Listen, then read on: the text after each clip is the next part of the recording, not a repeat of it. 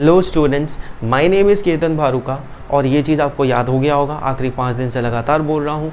अच्छा, हम लोग यहाँ पे शुरू कर रखे हैं 100 डेज़ 100 वीडियोस की सीरीज़। आज उसमें हमारा 6th वीडियो आ रहा है। तो सबसे पहले तो वेलकम यू ऑल। ठीक है, चलो टॉपिक तो सबको पता होगा, lone pair and shared pair. इसको जानने से पहले हम लोग को समझना बहुत ज़रूरी है कि कोवैलेंट बॉन्ड क्या होता है। कोवैलेंट बॉन्ड वो बॉन्ड होता है जहाँ पे जितने भी इलेक्ट्रॉन इन्वॉल्व होते हैं सबके पास इलेक्ट्रॉन डेफिशिएंसी होता है, मतलब सबके पास इलेक्ट्रॉन की कमी होती है।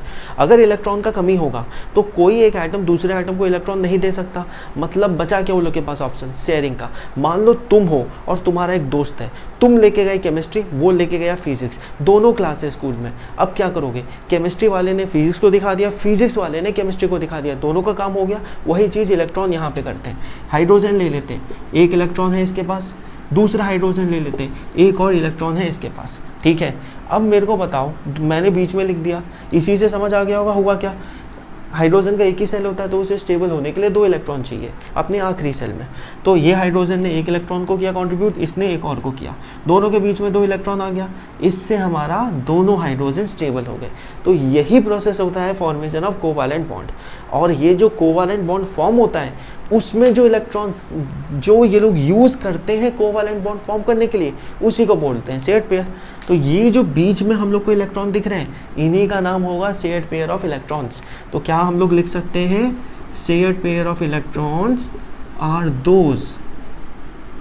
Those electrons which are used during formation of bond between atoms. अच्छा, बॉन्ड के जगह क्या मैं बेटर वर्ड लिख सकता हूँ, कोवैलेंट बॉन्ड। ठीक है, चाहो तो कोवैलेंट बॉन्ड भी लिख सकते हो। तो शेयर्ड पेयर क्या है, शेयर्ड पेयर वो इलेक्ट्रॉन है जो कि हमारे 2 एटम के बीच में जब कोवैलेंट बॉन्ड फॉर्म होता है तब यूज होते हैं। ठीक है, क्लियर हुआ। तो हम लोग आ जाते हैं अपने दूसरे एटम में जो कि है ऑक्सीजन। ऑक्सीजन में कैसे फॉर्म होता है बॉन्ड।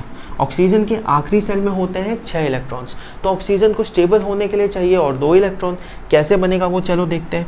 ये ऑक्सीजन के इलेक्ट्रॉन को, ये जो पहला ऑक्सीजन इस साइड में दिख रहा है, इसके ऑक्सीजन के इलेक्ट्रॉन्स को मैं ब्लू मार्कर से रिप्रेजेंट कर देता हूँ और दूसरा जो है उसको रेड से रिप्रेजेंट कर देते हैं। ठीक है, समझने में आसानी हो जाएगा। अब मेरे को देख के बताओ सिंपल, यहाँ पे इस इलेक्ट्रॉन के लिए, इस ऑक्सीजन के लिए 8 इलेक्ट्रॉन हो गए आखिरी सेल में।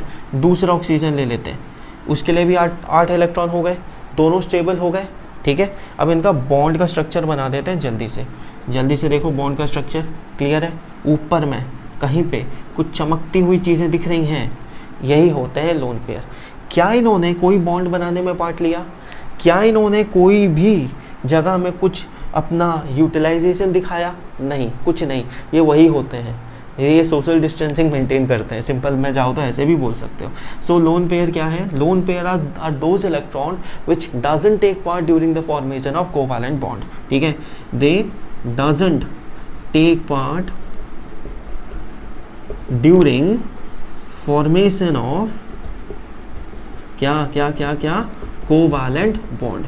कोवैलेंट बॉन्ड के फॉर्मेशन में जो पार्ट नहीं लेता वो होता है लोन पेयर, जो पार्ट लेता है वो होता है shared pair. I think so काफ़ी आसानी से समझ आ गया होगा।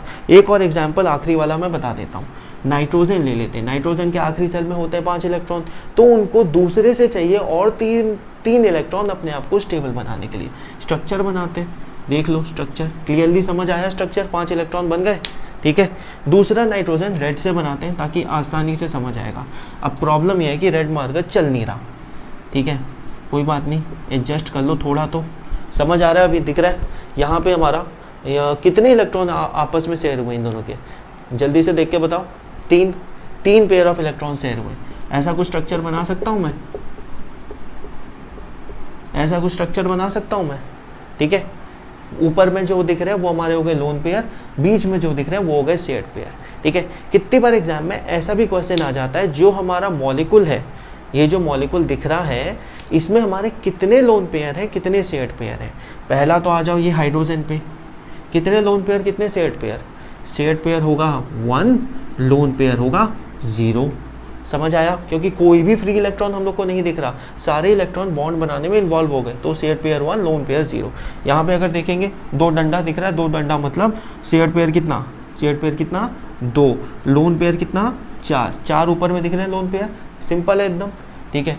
नाइट्रोजन में आ जाते हैं, नाइट्रोजन में सेट पेयर कितना, सेट पेयर कितना 3 बॉन्ड दिख रहे हैं, तो हमारा 3 हो गए set pair.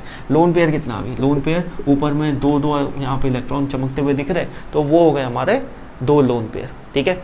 I hope so काफ़ी हद तक आइडिया लग गया होगा कि लोन पेयर क्या होता है, सेट पेयर क्या होता है। कुछ क्वेश्चंस भी कर लेते हैं। अभी तक तो हम लोगों ने खाली एलिमेंट्स देखे थे, या फिर बोल सकते हैं मॉलिक्यूल्स देखे थे, ठीक है। अब कंपाउंड देखते हैं, कंपाउंड में जानने की कोशिश करते हैं कि हमारा लोन पेयर और सेट पेयर क्या होता है, ठीक है। मान लो मैं वाटर का मॉलिक्यूल बना दूं। अच्छा, अभी जल्दी से बताओ, अपने कॉपी में लिख लो, सेट पेयर कितने, लोन पेयर कितने। आसान है काफ़ी, 2 यहाँ पे डंडा दिख रहा है, क्लियर है। तो हमारे लोन पेयर कितने हो गए, सेट पेयर कितने हो गए, यही लिखना है। 2 डंडा मतलब क्या, सेट पेयर, 2 लोन पेयर कितना, ऊपर में ये दोनों दिख ही रहे, 2 लोन पेयर। क्लियरली आया समझ में। अच्छा, अगले कंपाउंड पे चलते हैं, नाइट्रोजन। ऐसा कुछ स्ट्रक्चर होता है नाइट्रोजन का, आसानी से पता लगा लोगे अभी लोन पेयर कितना है, सेट पेयर कितना है। यहाँ पे कितने हमारे स्टिक्स दिख रहे हैं या फिर डंडे दिख रहे हैं, सेट पेयर 3, ऊपर में 2 चमकते हुए इलेक्ट्रॉन, तो हमारे लोन पेयर कितना 1, ठीक है। मीथेन पे आते हैं, मीथेन कार्बन के आखिरी सेल में कितने इलेक्ट्रॉन होते हैं, अरे सभी के आखिरी सेल में 8 ही इलेक्ट्रॉन होते हैं, कार्बन क्या स्पेशल है, 8 ही होगा। अगर 8 के 8 बॉन्ड में इन्वॉल्व है, सेट पेयर कितना 4, लोन पेयर कितना 0, सेट पेयर 4, लोन पेयर 0, ठीक है। आखिर में आते हैं एक और में, इसका नाम है carbon tetrachloride. Carbon tetrachloride, carbon tetrachloride में तुम्हें निकालना है lone pair, set pair. Set pair निकालना अभी तो बहुत आसान हो गया। सेट पेयर के लिए तुम्हें खाली यहाँ पर डंडा देखना है, 4 दिख रहा है तो 4 लिख दो, खत्म। लोन पेयर कैसे निकालोगे, लोन पेयर निकालने के लिए हम लोग को आखिरी सेल देखना होता है किसी भी एटम का। क्लोरीन का देखो, क्लोरीन के आखिरी सेल में अगर वो स्टेबल होता है 8 इलेक्ट्रॉन होते हैं, एक डंडा मतलब 2 इलेक्ट्रॉन इन्वॉल्व, कितना बचा 1 2 3 4 5 6 इलेक्ट्रॉन बचा। 6 इलेक्ट्रॉन का मतलब कितना 3 पेयर, 3 लोन पेयर। एक में आया हमारा 3 लोन पेयर, कितने क्लोरीन है ऐसे 4 क्लोरीन है, मतलब हमारा लोन पेयर कितना हो गया 12 लोन पेयर, बहुत सारे उसमें। क्लियरली पूरा आइडिया लगा, यही था हमारा कॉन्सेप्ट लोन पेयर और सेट पेयर का।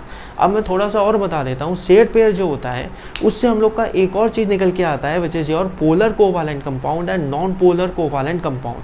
क्योंकि इलेक्ट्रॉन क्या होता है, न्यूक्लियर चार्ज की वजह से किसी एक साइड में शिफ्ट हो जाता है, तो ये कंपाउंड्स हम लोग को बनते हुए दिखाई देते हैं।